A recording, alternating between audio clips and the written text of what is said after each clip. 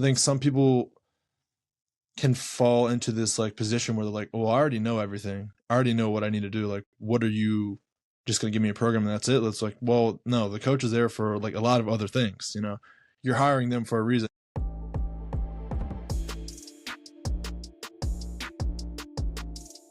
Welcome to episode 9. I'm here today with John Crumsho. Hello, everybody. We lift at the same gym currently, so that's how I've gotten to know John. So we're going to start off with some quick icebreaker questions. Rank the lifts: squat, bench, deadlift. Bench, deadlift, squat. Easy. But I talked about this with you earlier. If we can throw in variations, it would be bench, high bar squat, and then deadlift. High bar squat could almost come in first. I know that's probably not a common answer, but I love high bar squat. Would you ever switch to high bar as your comp lift? If it was close to my top end on low bar and had potential to get stronger, absolutely. I think I'm stronger with volume sets on high bar. Like, I think I could easily do sets of 6 to 8 reps on high bar and they'd be a lot better than on low bar. Do you think that's because it doesn't fatigue your back as much, like your lower back? Yeah, I think just the way I'm built, I can stay like very, very upright. So all I think about when I squat high bar specifically is just like bend my knees. I like that. Okay. Yeah, it just, I don't know. It's hard to explain. It just feels easier. That's good though. I mean, feeling fatigued after a heavy set of like 8. For sure. Yeah. No, for sure. All right, favorite back accessory. Ooh, T-bar row. Yeah. Same. But not the one where you're standing up, or the one where it's chest supported. Yeah. And do you do do you do the grip that's like this or like this? Yes. But I would be interested to try the other one. Yeah. Okay. Do you have a gym hot take? Ooh, power building is not a real thing. If anyone tells you it's a real thing, they're lying. There's no in between. You either power lift or you bodybuild. I agree. They both coincide with each other. I agree. I think power building is a term that people use when they don't want to commit to one. Yeah, for sure. Yeah. But then you look at each other's trainings and they're like, well, they're doing powerlifting movements and powerlifters do bodybuilding movements. It's like, but Right. they're their own separate entities. Right. There's a very different goal at the end of each. Yeah. Like you could powerlift and bodybuild, but not be a powerlifter or bodybuild. Right. That's my opinion also. Yeah. I like that. That's a good hot take. Okay. Thank you. Yeah. Can you introduce yourself quickly? And then can you tell me how you got into powerlifting and kind of the why behind why you powerlift? Yeah. So my name is John Crumsho. I am 22 years old. I'm a 125 kilo powerlifter. I'm from Drexel, Pennsylvania. 19026. Shout out Delaware County.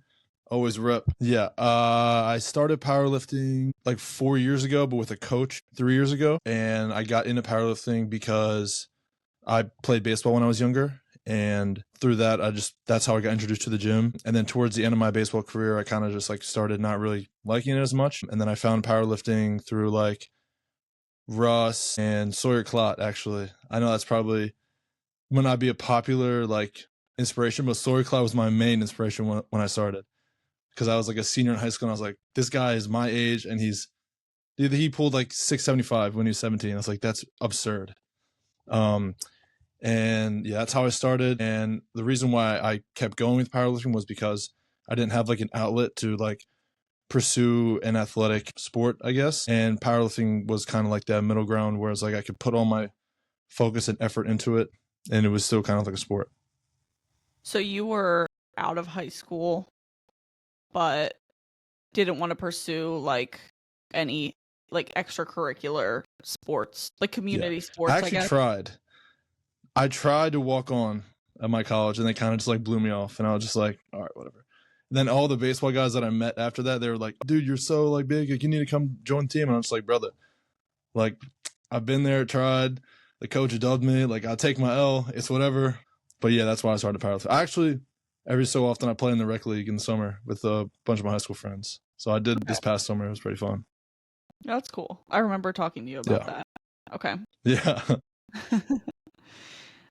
And so how has your why you're powerlifting, how has that adapted through your, 4 years that you've been in the sport? So at first it was like, well, I just want to be really strong. I want to get as strong as I can. Obviously, I started when the USAPL was still with IPF. So it was like, oh, world. So like, that's like the biggest thing.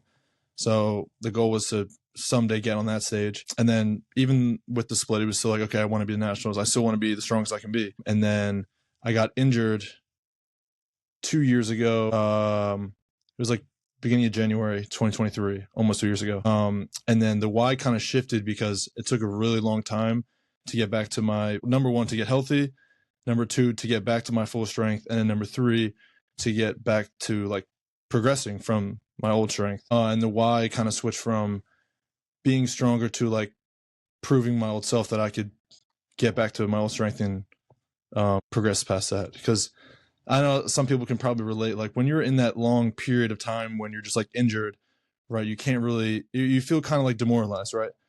Like you're not able to lift to the capacity that you want. You can't, progress the way you want to. Like you're very like handicapped in a sense, and it can oftentimes get taken for granted. And now that I'm at that point where I'm like, I would pray about all the time, that's what keeps me going all the time. Like I said, I know I need to keep going because I know there were days where I was I remember, shout out to Jeremy if he watches this. He's someone that trains at the night crew, and he was telling me about this. He remembers when I was like really down bad, and I would be in there struggling with like 1 or 2 reds because it just hurt so bad. And he remember when I was like always talking about like almost quitting and all that type of stuff. And I remember now, and he reminded me, and it just like motivates me instantly. It's like, how can I quit now when I have gotten this far, So just that little motivation always keeps me going. Yeah. And it is hard when you know that you're capable of so much more because you have done it, and then you're stuck like Absolutely. at these little weights, and you see other people and you're just like, they have no idea how strong I am. Yeah, exactly. Like I felt Yeah. like kind of like it wasn't like very like super strong, but I think I was like at the point where I was progressing very quickly. Yeah. And then I kind of just like stopped at an instant, and I was like, well, wait a minute, I was just here, progressing fairly well for the amount of time I was with a coach. And so it's almost like all my progress kind of just like got swept under the rug. And it's like, well, who is this guy anymore? Like, Yeah. Yeah. And I think it also is important to remember too that that's mostly like in your own head as well too, because I don't feel like for sure. I don't feel like anybody else is going to look at you and be like, this guy's squatting 2 reds, like Yeah. maybe, but like, kind of forget those people. But for the most part, people are going to be like, all right, this person's in here working at the end of the day. For sure. Yeah. And that's the biggest part. As long as you're in there, you're trying, eventually it's going to get sorted out. But it was this mental thing where it's like, well, I'm dedicating a lot of my time to this. It's a huge part of my life. I can't even progress anymore. I feel, I don't know if I want to say lesser, but I definitely, like, my self-confidence was definitely lower. Yeah. And I was like, damn, like, I know where I could be, I know where I should be, but I'm just not there anymore. For sure. Yeah. That's when you hope that you have people like either in the gym or your coach or whoever that can kind of remind you of those things. Yeah. So then you kind of made your comeback, and then you've done what, 2 meets since you've been like back healthy? Yeah, pretty much. Okay. And can you walk me through like how those 2 meets went and like your mindset? Well, actually, there's 3. I did one last January where I was like kind of like healthy, but I was like coming off of a flare up. So I PR'd my total, but it was not at the capacity in which I knew I was able to. So that was kind of just like I was going through some this was January 2024. And I was going through some mental things. I flared up my injury. So I was in this like really low spot. And my coach and I, shout out to Brendan Papin. That's who I'm coached by. We kind of just like put it together, and we were able to like PR the total, but I knew it was like a lot under what I was projected. So that like next period, then I competed again in June. It was this whole kind of like up and down because my body weight was fluctuating a lot. And we got to that meet in June. It was one of the worst preps I've ever had because I just had a lot of things going on. And I got there with kind of low expectations because I was like, well, this prep is not, it was going really well until it just like fell off the table.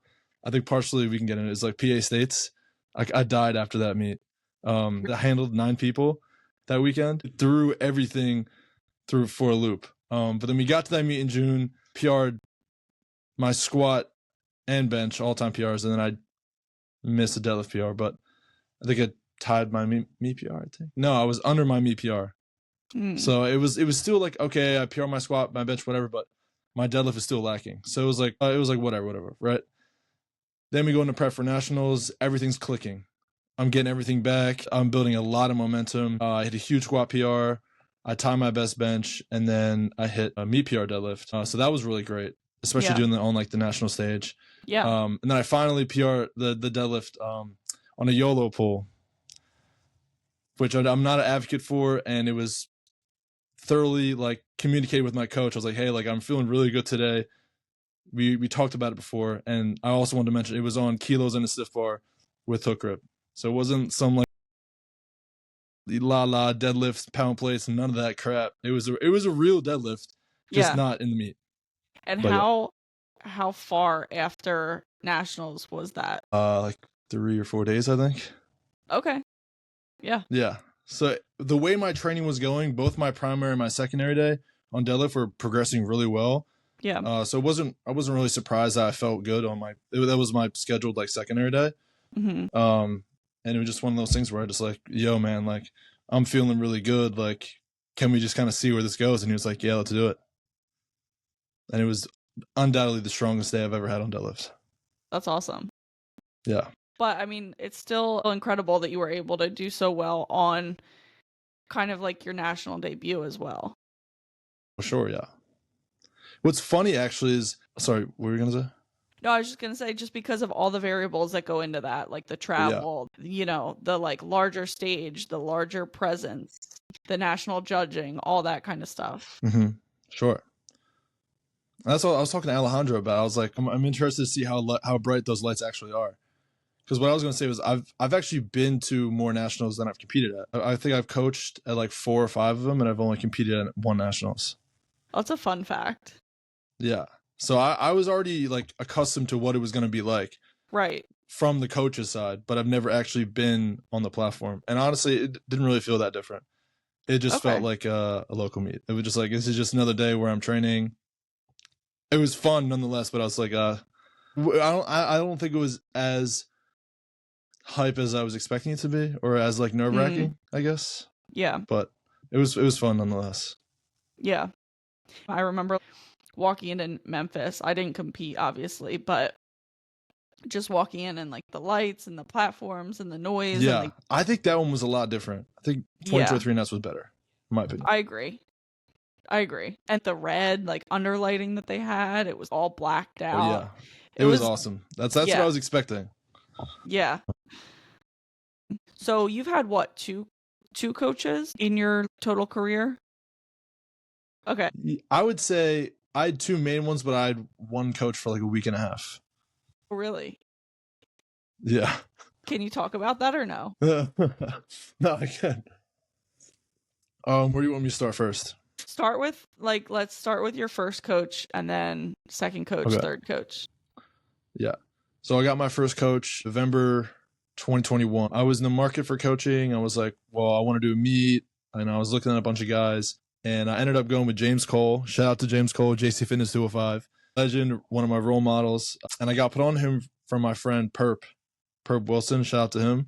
That's his big bro right there. We would always train all the time in Conchi, and he was with James before, and he was progressing very well, and he kind of got through into the loop of the coaches I was looking at. And after talking with a bunch of people, I just felt like he was the best fit. And I was with James for like a year and a half, I'd say, to like CNATS 2023, which was like April. So yeah, James kind of taught me the ropes of powerlifting. Like I knew enough, but like having a coach is a lot different. You know, that the coach is there for, you know, obviously to teach you things, but also like they fine tune a lot of things. It's not just like, oh yeah, I'm just going lifting, la la la. It's like, no, like he's gonna give you he or she, they're gonna give you a program. You know, they're there to do their job, right? That's to coach you, that's to critique you. You know, there's also a lot of other jobs that fall under the coaching umbrella. You know, you have to be able to like handle someone's mental, someone's emotions. You know, and I know he could definitely say that I had a lot of emotions. Definitely was a very neurotic lifter. I still can be, but it's toned down. But yeah, I learned a lot from him through a lot of different things. I think a lot of the mannerisms I have now and some of the training principles I have now have been learned from him. So that was great. A great first coach, I think. The only reason why I switched was I feel like I was in this position where I just wanted to learn more, Like I learned a lot from James, but there was still a lot of things that I had to learn. So when I was in the market for coaching, at this point, I was like really injured. This is like 2023 CNETs, which I was supposed to compete at. But I was injured to the point where like I couldn't even walk. Like I had to pull out a week out because I flared my SI. That was my injury, SI joint. Okay. It popped so loud on like a 496 squat single. I couldn't even unrack the plates. It was terrible. I was training with shout out my friend Andrew Barry, and I was like, bro, like I can't unload these plates. Like, can you unload them for me, please? And he unloaded them, thankfully. But yeah, thanks, Andrew. Yeah, thank you, Andrew. But yeah, then I went to CNETs. I was super bummed out, but I was able to coach on there. And then I met one of my friends. His name's Jeremy Orme, and that's how I got connected with my coach now. They both coach under Momentum Powerlifting. So I met him there. He was competing, and I was still injured. And I saw that his coach he's a physical therapist. So I connected with him for like a rehab consult. And, I got some physical therapy stuff there. Did a little bit of that. Then I worked with John Song for like a block, just like a rehab block. And then the week and a half coach, I was in the market. I got put on to him by a friend, and I was still kind of like wishy-washy because I know that there are some things like response time, but I was like, you know what, I'm just do it anyway. It was Joe Game Day. Okay. So I was him for a week with, I was prepared for what could happen, right? And I got to like, I think 10 days no response, and I was like, all right, I'm out of here. I knew what I was getting signing up with, and maybe that's jumping the gun too quick, but I was like, if it's 10 days in the first like 2 weeks, I'm like, I'm cool off that. So I was especially, like, whatever. Like, especially if you are coming back from an injury and you feel like you need that like positive affirmations or like that positive reinforcement, that can like really make or break your mental, like the headspace. Yeah. So it was just nothing against him, it was just not the fit for me. So I went back in the coaching pool, and then I landed on my coach now, Brendan Papin, and it's been amazing since then. I've been with him for a little over a year now, and everything's going amazing. I can't complain. I'm very glad that that happened, so that I was able to fully like lock in with Papin. So yeah, that's good. And I feel like a lot of times there's a lot of people who know a lot of things, but just the personality fit isn't a great fit. Yeah.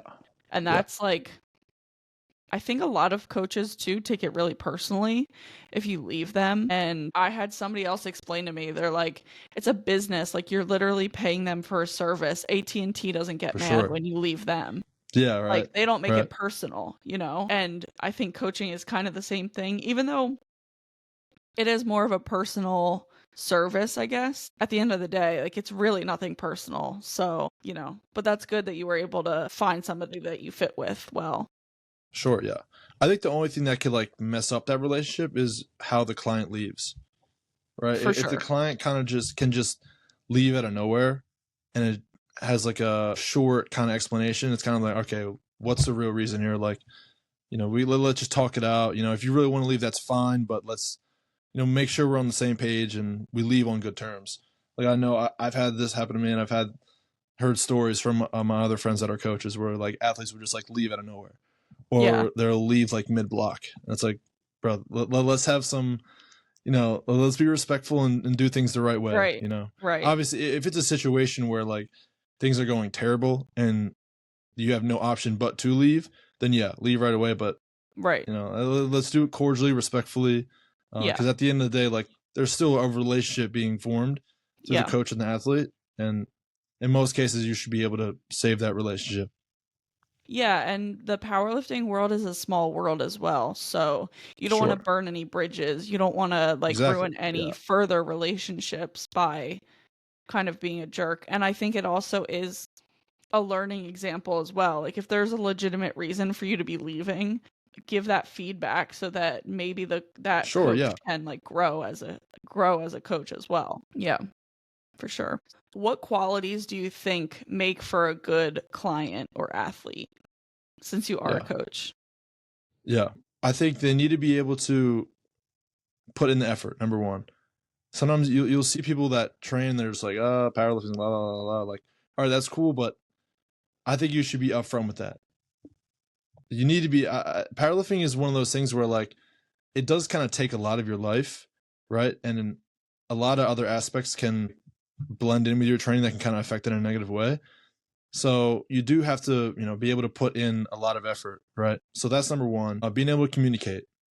Communication is key in a lot of things, right? Yeah, If you can't communicate with your coach what's going on, whether it's outside or with your training or whatever, then there's not going to be able to be, a good formula to help you get stronger, right?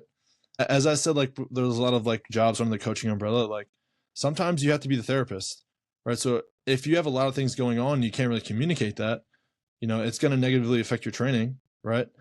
right. And a lot of coaches out there are just people at the end of the day. Like they will be able to talk to you, talk through you with things, they'll be able to help you as like that's the main job, right? I'm sure a lot of the coaches that are in the space don't get in the coaching job for money, right? Right. It's to help people. Right. And at the end of the day, you can help people get stronger so much, but if there are other like things that are going on, like mentally stuff, like you have to help them too. They're people at the end of the day. Like, yeah, it's a business, yeah, it's coach client, whatever, but I think a friendship is just as important, Yeah. Where I think you need to be like clear and concise with what you're talking about. Like, yeah, you can be having a lot of emotions, but you have to be like, all right, look at it objectively. Yeah, I'm feeling all these things, but what is actually going on? yeah. Say don't say more than you need to, right? At the end, like like a coach, it's gonna listen, but like try and be as clear and concise with the problem and communicate that as efficiently as you can to your coach, or else it's gonna be, like you said, word vomit. What do I need to know? What don't I need to know? Kind of thing like Right. that. Yeah, and there's a difference between communicating, "Hey, I have this going on in my personal life that's going to affect my training," versus just complaining about, "Oh, like I was busy Exactly. all weekend, like blah blah blah. I had this." I think there is a very clear line between being informational and just complaining or just Yeah. making excuses. Yeah. It's like, because there's a lot of people out there that are way more busy and have way more stressful lives, but still be able to get it done. It Yeah. kind of just comes down to like, how bad do you actually want it? Right. Like, yeah, you can complain, but like a lot of people are going through a lot worse things and still are able to figure out their training in some capacity. Even Yeah. if it's condensed, it's like a 3-day week instead of a normal like 4 to 5. Like, Yeah. that's fine. They still get it done, and they Right. don't complain. Like, Right. complaining isn't necessarily a bad thing, but it's like, let's keep it at bay, Yeah. Too much complaining is not going to help anything. Yeah. And trying like I think controlling variables is very important, but it's also like Absolutely. at what point are you going to use it as a crutch versus just accepting this is how it's going to be. I need to just get it done regardless. I have a couple other things. Okay, go. With what makes a good athlete. I think number 3 is like the willingness to learn. Because Mhm. if you're not able to like learn from your coach, then it's like, well, then why do you have the coach in the first place? I think some people can fall into this like position where they're like, well, I already know everything. I already know what I need to do. Like, what are you just going to give me a program and that's it? It's like, well, no, the coach is there for like a lot of other things. You're hiring them for a reason. Sure, like, yeah, they can just write you a program and whatever, but like, I feel like that's not using the coach's abilities to the best capability. I agree. Yeah. And you're going And then, to sorry, I was just going to say you're going to get different things from different coaches as well. well, sure, yeah, Yeah, anybody can write you a program, but you obviously want a second set of eyes because they're going to see something that you're not going to, even if you do know everything. exactly, yeah. And the biggest thing is they'll look at your training objectively.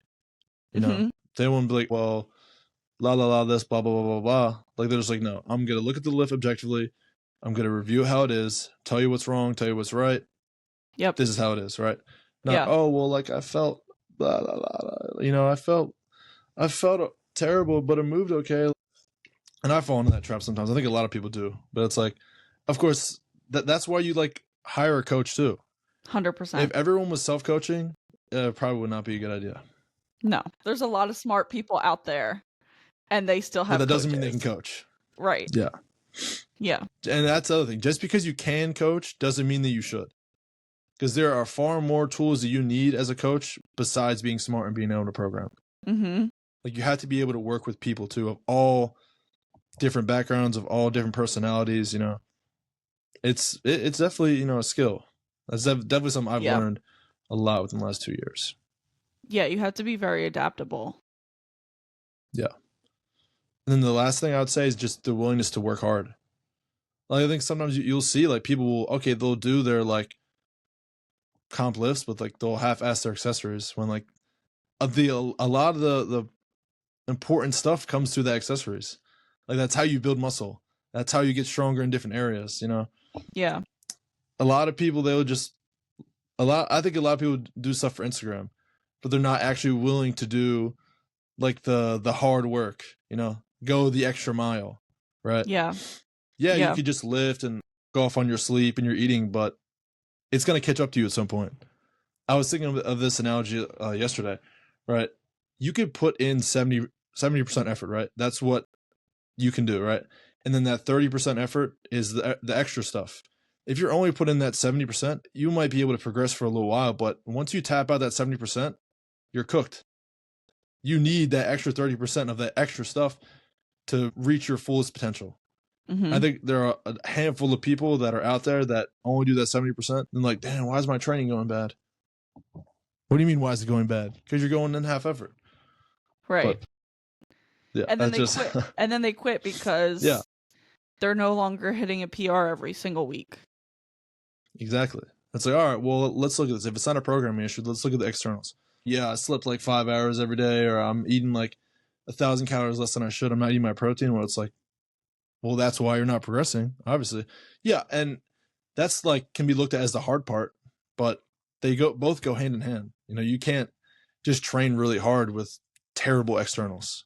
It's just not going to work. It's going to catch up to you to some point, and then you're going to, like you said, stop progressing.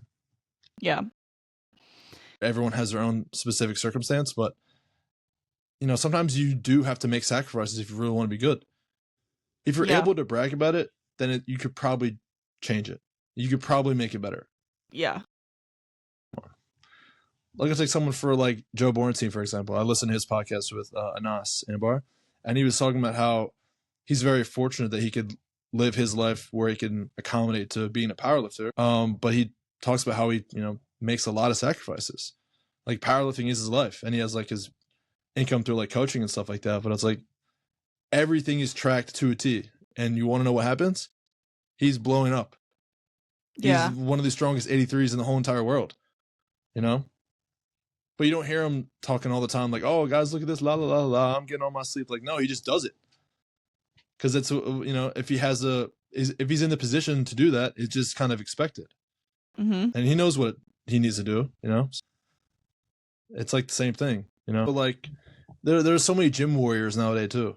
Like, yo, all right, cool, you can hit a PR in the gym. That's great. Good for you. But do it in a meet. If you are a powerlifter, not you just powerlifting, you know, because you could powerlift but not be a powerlifter, you know? Yeah. If you are a powerlifter, you compete, and you can't hit your numbers in the gym on the platform, that's the issue. Mm-hmm. You know, whether it's you, whether it's your coach, whether it's whatever, like, you gotta figure it out. It's great. Yeah, like, yeah, I'm hitting my gym PRs. Woo, I'm getting my clicks on Instagram, which is good for you, man. You know, it's great. But just translate it to where it actually matters. And I think that's where sometimes it can get messed up in translation, where like people will see it on Instagram where it's like, oh, they're getting so strong, right? On Instagram in the gym. Then in a meet, they shit to bed. Yeah. And sometimes they'll get swept under the rug, but it's like, well, he just did this in the gym. It's like, well, guess what? All the conditions were in his favor, you know? Right. Yeah. Do it and if you're not, where it counts. Yeah. And if you're not consistently, figure out why. It's either you, it's your coach, it's something. And Yeah. If you can't make that connection, you should Yeah. figure out why. Let's do it in a meet too. Yeah. Where it counts, where it matters. If it's not an open powerlifting, doesn't matter. That's all I'd say. Yeah. Okay. Here's another question. I see some coaches that are also athletes and on their own trajectories, and they're kind of like setting certain examples. Do you think it's important to hold yourself to a certain standard or set a certain example for your clients? Absolutely. Yeah, at the end of the day, it's like you practice how you play, right? So if you're coaching someone and you are squatting high, you don't pause your benches, like all that type of stuff, then it's like, well, what are you going to tell your athlete? Right. You're going to tell them things that you should be doing, but you can't do that yourself? Right. That scratches raises an eyebrow for sure. But if you see someone that's always lifting not to the standard, that's the issue. Because then if you have athletes that are, follow you on Instagram, they're going to see your stuff, right? Whether you're super strong or not, like they're going to look at you as some type of role model. And if they're like, oh, my coach is not really pausing his bench that well, oh, I guess I could be a little more lenient, right? Yeah. No, that would just set that athlete up for, not a good meet day, right? Or unpredictability.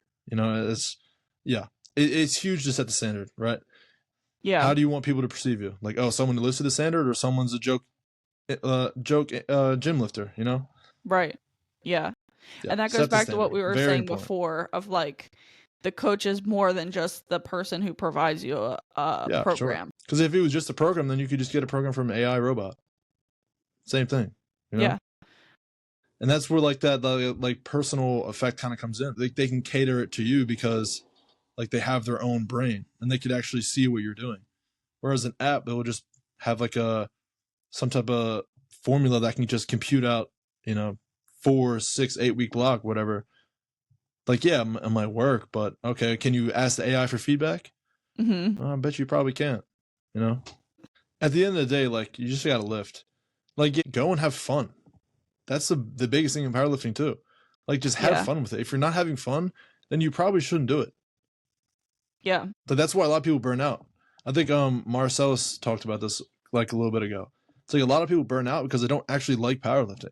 And if you don't like powerlifting, that's fine. That's completely, just don't do it. Just do your own thing and, just leave it at that. But if you actually like powerlifting, you'll find fun in whatever federation you want. I think that's true. I think people see it and they think it's cool and they enjoy it. But then as soon as you have to start fighting for 5 pounds here or 5 pounds there or 2.5 here, that's really when it comes down to, do you enjoy this or are you just doing it because it's something fun for the time being? Yeah. And I think that can kind of get broken down into like a different question. It's like, if you're at that point, where are you at in terms of powerlifting? Like, yeah, like that's what a lot of top level guys experience, right? Where they're like getting closer to their max out potential, where, yeah, they're fighting like to gain 5 kilos on their total in a year, right? But if you're not in that position, it could be as simple as, okay, where's my body weight at? And that's what a lot of people are scared of, moving up a weight class. Like, if you're underweight and you're fighting for 5 kilos on the lift or whatever, then you should probably bring up the question to your coach or to somebody like, well, wait, maybe I should move up a weight class. Maybe that extra tissue, those extra calories will actually help me instead of fighting for 5. Like, maybe I can easily gain 5 every single block, every single macro cycle, and your potential will just be raised that much higher because you have more to work with, Yeah. So yeah, if anyone is watching this and you're in that position where you're not a top level athlete, but you're not, gaining as much as you want to on your like lifts and whatnot, maybe you should look at moving up a weight class. Like, you don't have to do it right away, but like I said, I think a lot of people are scared to do that because, it can be like mentally daunting. Like, wow, like I'm gaining weight. Like, can be a scary thing for sure. But I think if you take the time and you do it the right way, you do it slowly, I think people underestimate how much a couple hundred extra calories could actually do for your lifts. Yeah. And your just overall like energy in general, Absolutely. Yeah, you're not just going to McDonald's and Five Guys and gaining exactly 10 right pounds like that. Like, yeah, if you're building the muscle and packing it on over time, not all powerlifters are just fat. Yeah, and then that's a common misconception too. It's like, come on, guys. Maybe that was before, right? In the, I'll call it the Stone Age. But like you see some guys now that are massive and they're like absolutely jacked. Yeah. And you would not think that they're as heavy as they are. But it's because they just do it. No, obviously like genetics play a big role in that. But like, if you do it the right way, you're not going to look like a fat blob. Yeah. Now that's something I'll definitely say that when I was younger, I fell into that trap. I gained so fast, it was not good. So, you definitely have to be careful with that. Definitely have to make sure you know what you're doing in terms of your diet, right, and nutrition. And if you have someone to help you, that definitely get the help that you need. Yeah. Just because you're in the position to gain weight doesn't mean you should do it the wrong way. Like take your time, slowly add the weight, and I think you should honestly earn the weight.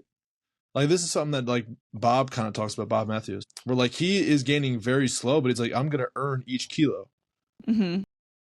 He might gain like 3 kilos in a year or whatever, but like those slowly will add up over time.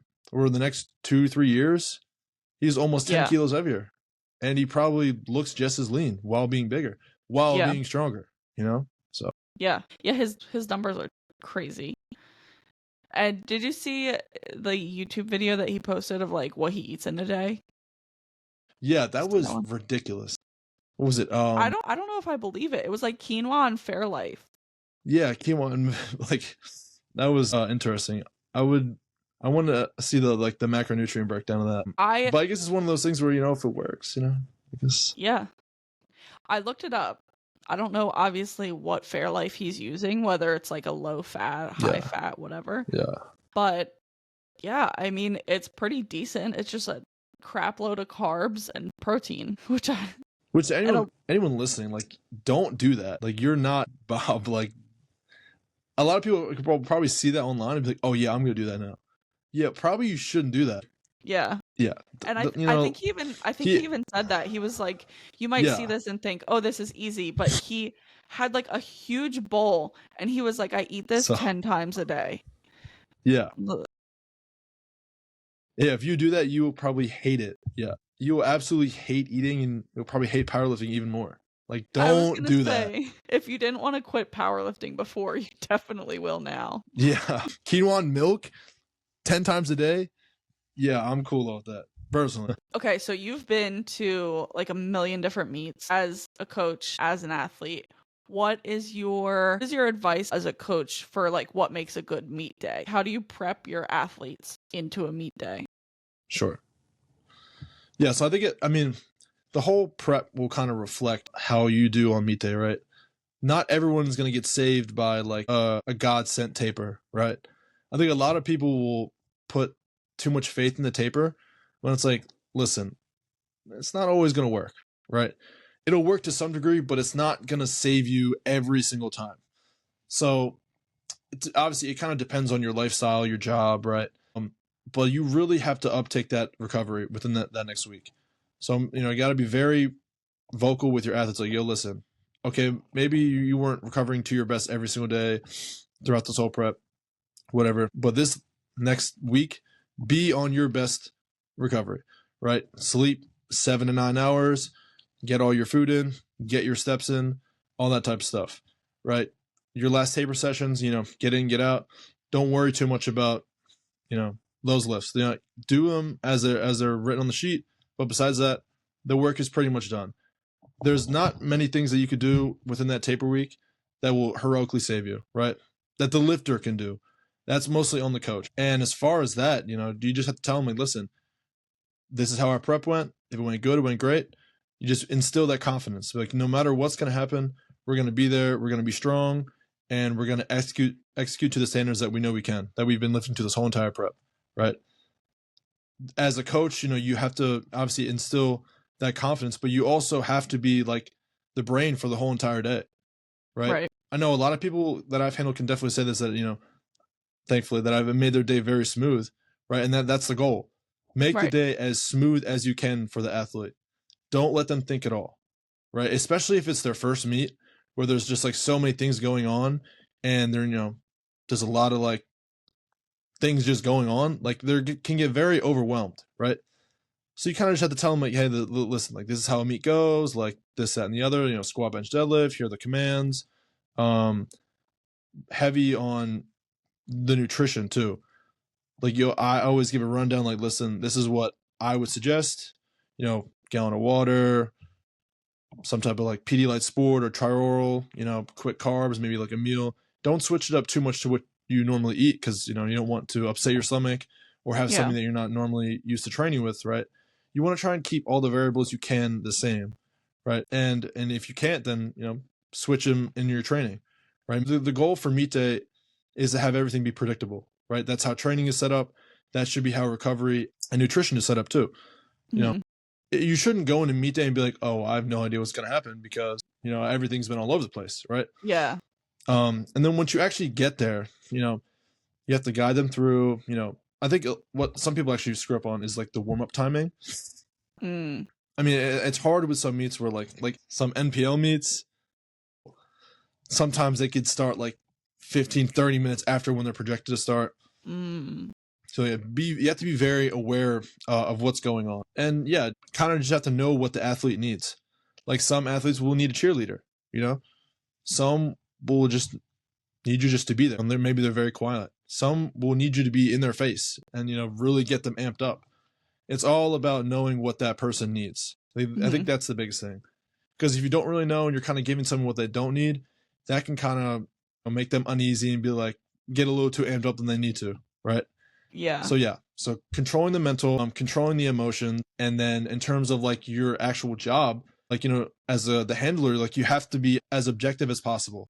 And that's something that I've learned pretty early on. But you have to be able to look at each attempt and be like, okay, we have the plan on the handling sheet, right? A good coach will be able to predict each attempt, right?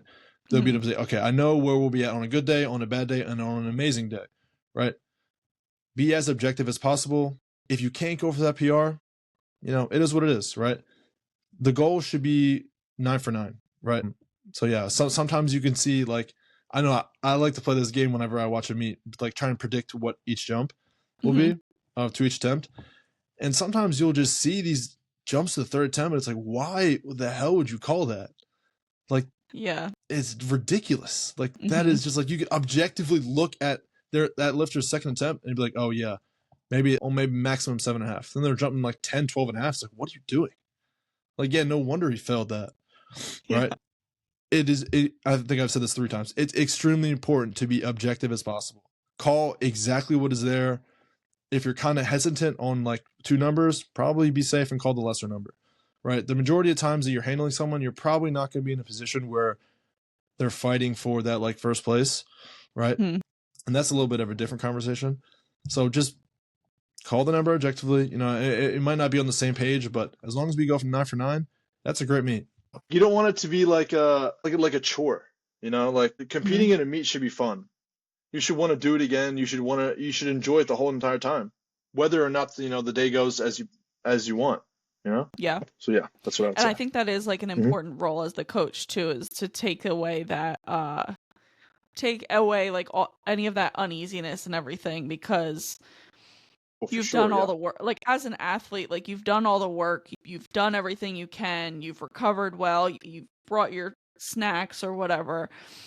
You can just you can just shut your brain off. If you have a good coach that you trust, like you can just shut your brain off on meet day and just they tell you you're 2 people out. All right, cool. You know, time to do the work. Yeah.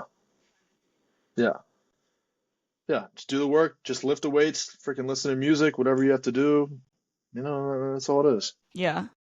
Do you have a go-to song on meet day? I have a specific song for squat for sure. Bench and deadlift are kind of like up in the air right now. Okay, let's hear it.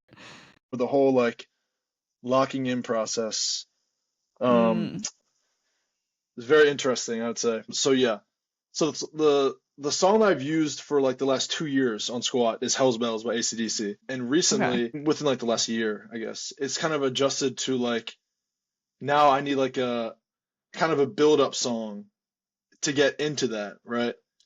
So the song I've been using is Sound of Silence by Disturbed. So what that song kind of does, it's like a slower, songs, so it kind of like bring me down emotionally, and then the Hell's Bells will just Mm-hmm. like skyrocket me up, and my emotions go, all in the waves, and it just like gets me really amped up. But yeah, so that's that. For a bench, for a while, it was The Less I Know the Better by Tame Impala, but recently it's just been anything by this new rapper by the name of Ian. Shout out to Ian. He's the goat. Mm-hmm. Um, and deadlift Through the Fires and the Flames. That's a good one always. Or Seek and Destroy by Metallica. Oh, Those so are you really heaters right go there. like Deadlift different is kind of, genres throughout the day. oh yeah, yeah, yeah. No, yeah, because I think each lift kind of has their own different emotion, right? I think Mm-hmm. squat I can be a little bit more emotional because once I get under the bar, it's like it's all that's like out, right? Bench, it has to be a lot more hype, but not to the point where like it has to be a little bit more controlled, right? I think my bench is a lot more technical, so I really need to be honed in on like every little nuance thing that I'm doing. And then deadlift has to be very Mm-hmm. high energy, but not to the point where I'm at squat where I'm like too emotional, because deadlift is also Yeah. still fairly technical, and I think just I'm very tall, so I really need to have importance on like maintaining my position. So if I'm too hype and I just rip the bar off the floor, my hips are shooting right up, right? I need to have that high energy, but I have to have a good balance in between control. All right, Yeah. a term that I love to use and what my coach uses all the time is controlled aggression. Like I think you can see a lot of lifters will Mm. get like way too amped up. And they're just like screaming, hooting, and hollering, all this, that, and the other, and then they shit the bed when they hit the platform or when they get on the bar. It's like you did not need to do all that.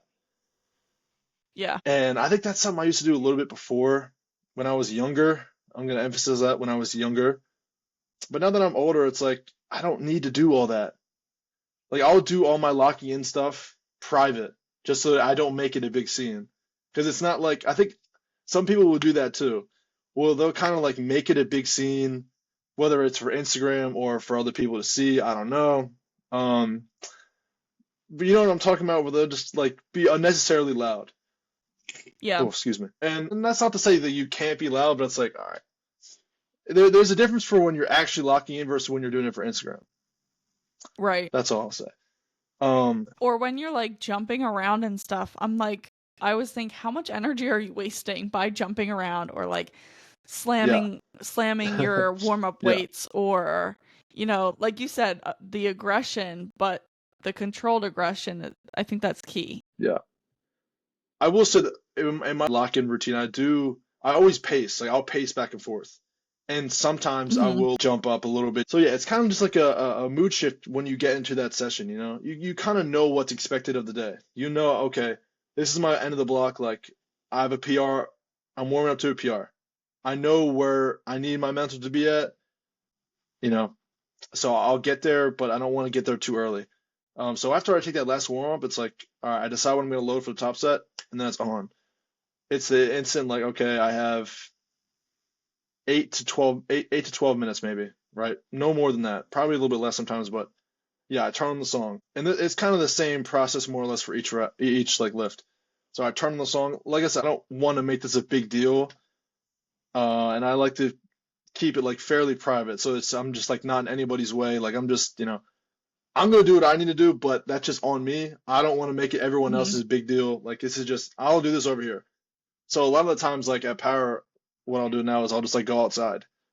I'll go out in the back room and I'll just like put the song on and I'll start pacing back and forth on the turf outside. And then it'll get to a point where like the emotions will start to flow and I'll start to cry. And whether it's like I'm thinking about things from, and it just kind of happens. And then now that I'm already in this emotional state, to kind of put more fuel on the fire, I'll think about like the whole journey of like my injury and whatnot and getting back to this point and all the times that like I said, prayed to be back in this point, right? So that'll kind of add on to it. Maybe sometimes there are like other situations that I've gone through in the past that kind of still are like present in my life that I'll kind of tap into and I'll just get in this really, really emotional state. And then once it's time to get ready to get under the bar, whatever, I chalk my hands, whatever. And the moneymaker is the face slap. The right hand face slap right to the cheek. I don't know if you've seen it, but I know you've Big definitely chalk seen me with print, chalk on right? my face. That's the moneymaker. Yeah, yeah. So that's usually, I also lift with all my top sets with my headphones off. Usually I'll have them right here. Have my wired headphones. This is Mm-hmm. maximum aura right here. I'm telling you, if you want to just feel like cool as hell, get some wired earphones. But that's what I was point. So I would have to take them off anyways. So now I'm kind of just accustomed to just lifting, doing my top set without music playing. And I mean, at the end of the day, that's how you lift in competition, whatever. But yeah, the face I was slap gonna say right before I'm about to get into the that's bar. like a good habit. Yeah, Oh yeah, that gets you where you and need to that's be, something right? I've learned from James actually. Yeah, I've learned that from James. So shout out to you. What's funny actually is at this past nationals before my third bench, I asked him to smack me because he was there, and I've never gotten a James Cole face slap Oh, before. I've recorded it a couple times. I've seen it in person, but I've never actually got one. That was the hardest slap I've ever had in my life. And something my coach said was that the RPE of that slap was harder than my third bench. That threw me. Oh my god! I feel like I broke my neck. I got a headache. My face was swollen. I was like, my god, I'm seeing stars. So I wasn't expecting it to be that hard, and I don't even smack myself that hard. So it threw me for a loop a little bit. But yeah. So if you need, I know I'm not, advocating like self-harm, but if you need another little edge before like a top set, try out the face slap. I know a couple people have tried it and they told me they said it worked. Um, you know, yeah. If you need like a gateway slap, try like a thigh slap first or something. yeah, Then for sure. maybe work your I way know up Delco to Jesus back used to do the belt slaps. slap. Yeah, yeah, Oh yeah. yeah, with the belt. He used to do Shout out to him. on the back, right? Yeah, And then he migrated to, doesn't he now like set up under the bar like really hard with his back? yeah, yeah, yeah, yeah. Yeah. I And it's love kind of little things like that where I like love it that. looks kind of crazy, but you gotta do what you gotta do. He squats If 800. it works, That's all I yeah. gotta say. Yeah. Exactly. If it worked for you, then by all means. Yeah, We all have sure. our And I think we all a have our good, yeah, things that work. all of our process. Yeah. I think a good lock-in process can add 5-10 kilos. I swear on everything. I swear I could Well, have my last warm-up feel terrible. I lock in. I'm like, yo, my top set felt better than my last warm-up. and it like you were saying before, like everybody has different things that they need on meet day. Like some people like to be calm in a relaxed state. Some people like to be hyped. Some people like to be yelled at. You have to figure out what works for you, and you have to, yeah, I think you have to Exactly. tap into that energy because For sure. I'm really bad at doing that in the gym. So me personally, I get really distracted. I'm like a very observant Me person. too. So No, when me I'm too. in the gym, I'm always like watching who's gonna fail their squat and drop the weight on their spotters, or who's gonna. I feel like recently there's been a lot of people in the gym just like actually like running around, and I'm always like, who's gonna trip and fall, or like who's gonna get in somebody else's way Yeah, and no. take somebody else out, like I'm always like, watching stuff like that. But when it comes to meet day, I just keep my eyes down, head down, and I rely on my coach to be like, okay, let's go up, stand in line, you're a few people out, because that's my way of taking that part out of it, because I will mentally exhaust myself Sure. if Oh, I'm yeah. busy watching people go out on the platform or people in the back room, because they're all going through their own personal whatever they're going through. So that's my way of like self-preservation. Yeah, and then that's important because, like, I think we talked about this before. Like, some people will just do too much, and then by the time they get into the bar, they're like flat, Mm-hmm. because they just expended all this energy that was unnecessary that they should have kept and controlled for them to use while they're actually lifting. Mm-hmm. Yeah. Some people get into that like, oh, I'm fighting demons. Like, fight demons on the platform. Don't do it in the warm-up Yeah, room. yeah. But yeah, Fight the you're weight. right. Yeah, exactly. Yeah.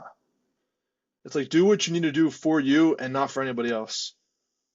Like, no one Right. cares if you're locking in. Like it's different for like being respectful and be like, oh, he's locking in, I'm not gonna talk to him, versus like, oh Yeah. wow, like look at him, he's locking in over there. Like, I promise you, no one really cares like that. Just do what you need to do for yourself and for yourself only, and be respectful of the people around you, and just Mm-hmm. keep it at that. Yeah, 100%. Okay, so last thing. I know you said that, you portray yourself a certain way on, let's say, like Instagram or whatever. Oh yeah, Can you talk about like your thought process behind that and why you act? So if anybody doesn't follow sure. John on give like a little teaser. Yeah, sure. My Instagram is at crummyfit, CRUMMYFIT. First of all, I think a lot of people think my name is Crummy. No, my name is actually John. John Crumsho. I've had a lot of people that don't even know my first name. And I'm a very like first name basis type of person. Sometimes Yeah. it gets agitating, but that's besides the point. So yeah. If anyone follows, I would imagine the majority of people watching this hopefully follow me on Instagram, right? Yeah, I post a lot of like random stuff, right? And why is that? I think it's as simple as this. Like powerlifting is so boring. Like 99% of the time, it is boring, right? And damn. And I think what I kind of try to bring is just like some entertainment, right? Like I've always done some type of content creation since I was younger. Like I used to make YouTube videos when I was like in middle school, right? So that type of like content creation has always been something that I've enjoyed, right? And I kind of catered it, I guess, to the lifting aspect where like, yeah, I'll post my lifts and stuff like that, but I also might post some random story that is kind of funny. And the majority of the time, like it's like even if people don't think it's funny, I think it's funny. If I laugh, I'm probably gonna post it because I'm like, yo, I guarantee you at least one other person will laugh, right? And it's kind of like it's just like I don't want it to just be lifting because then I just wouldn't post because it's boring. Like it's just like to me, it's just so boring. Like you can even see with a lot of the YouTubers or like popular fitness influencers, like if they just post lifting, unless you're really really strong, it's just boring.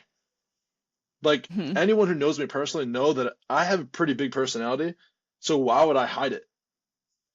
That's kind Yeah. of my thing. And it's also just like the content creation. Like I think it's funny. Like yeah, it might take me 15 minutes to edit something to put it on an Instagram post or Instagram story, but I think it's funny. Like recently, I posted something on my story. It was like an electric me just like riding an electric scooter. And I was doing some bunny hops on it, and I thought it was funny. So I was like, you know what? I'm just gonna post it anyways because I Yeah. thought it was funny, and other people thought it was funny, you know. And the thing that can kind of get me in trouble with that is that I kind of can have this like perception where it's just like, oh, this guy's just a jokester, which Mhm. makes sense, right? But it's also like I think I'm also a fairly intelligent person if you actually like talk to me and talk to me in a topic where I'm like intelligent, like coaching stuff. Yeah, I'm not gonna be some like dumbass on Instagram. Like I can actually sit down and have like a thorough conversation, right?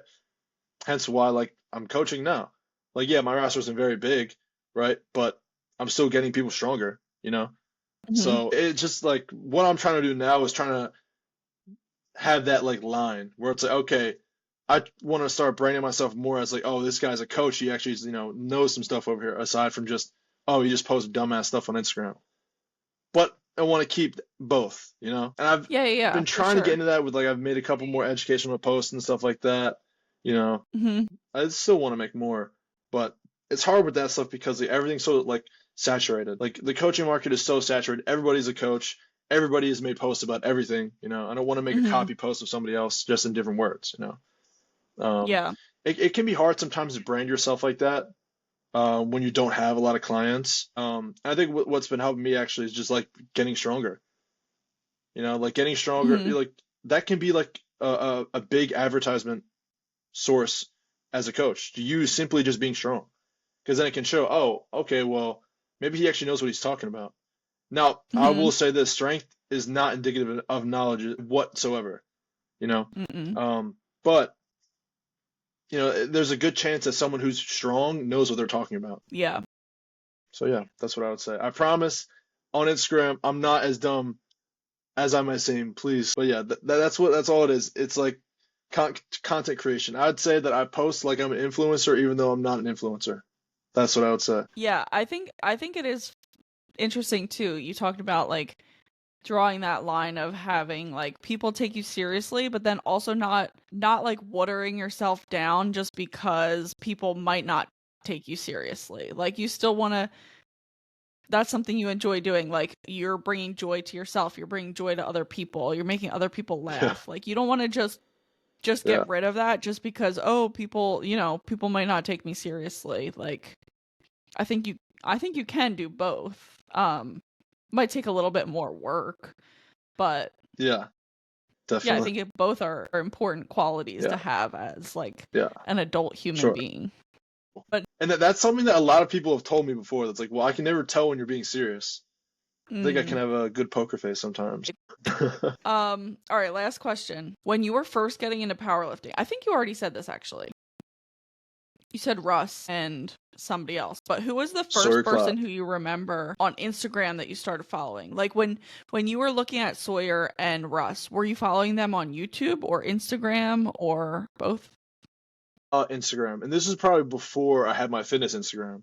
So it was like Russ, Sawyer, and then like the Gymshark guys, like David Little, Dylan McKenna, James English, Anthony Mantello, Lex Little, like that group. Mm. When I first started consistently going to the gym, it was like, oh well, I want to get stronger for baseball, but also like I want to look better. Yeah.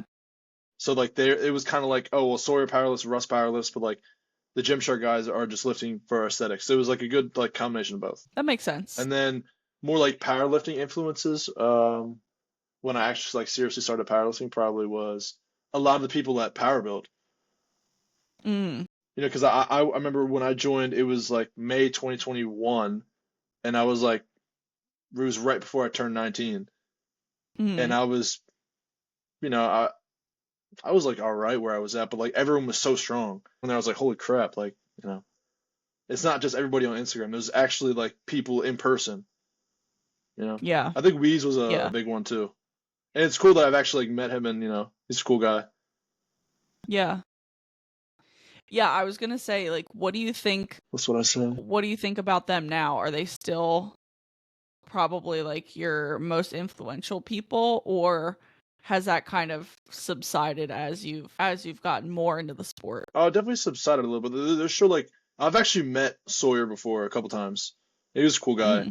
I've never met Russ. You know, he's kind of, I don't know, he's doing his own thing, whatever. The Gymshark guys are kind of like less because it's like, well, I'm not really focused on aesthetics. I'm focused on powerlifting. Like Weeze, like actually, I've met him a handful of times. I say we're pretty cool, which is cool. It's more so like they're just like stronger, so it's like kind of like a role model, but more so like in other ways that they're like doing their stuff. Like Sawyer's with like content creation, and like Weeze is his own like two businesses, and it's like that's kind of more like in the role model aspect. But now it's kind of just like, you know, I wouldn't say it's anyone specific. I guess also like role models too, like James, the role model, Yuli, shout out to him, because they were just older when I started, and I was like, wow, these guys are super strong, like you know, and they're like actually like people I can talk to all the time, and even just like you know some of my friends that I powerlift with, you know, we're all doing the same thing. You know, we're all trying to get stronger, so it's like pushing the needle each time, right? And I say I'm inspired by a lot of people. Hopefully, I can get to that point where like I inspire other people, which would be really cool. Yeah. Because I think that's something also too, that like is making someone bigger than yourself. That's the goal of mine. Because like I think like Alejandro talked about like leaving his legacy or whatever, right?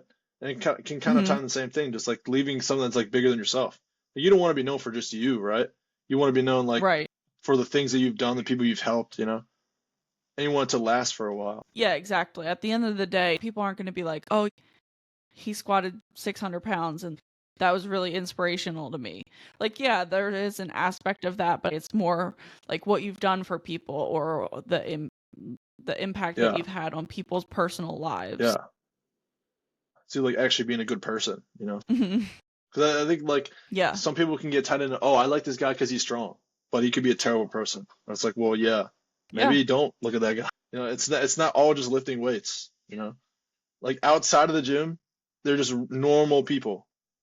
You know, and people can act two completely different ways outside of the gym and inside the gym, and on and off social media.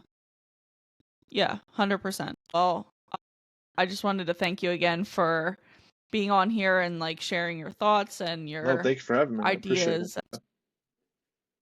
Yeah, thank you. All right, Have a see you good later. night. All right, bye. Thank you too. Bye.